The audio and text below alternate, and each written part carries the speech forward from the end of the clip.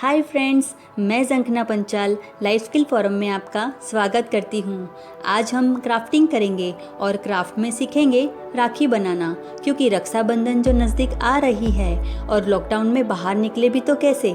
तो चलिए घर पे पड़े इनविटेशन कार्ड में से हम राखी बनाएं अपने प्यारे से भैया के लिए पूरे दिल से।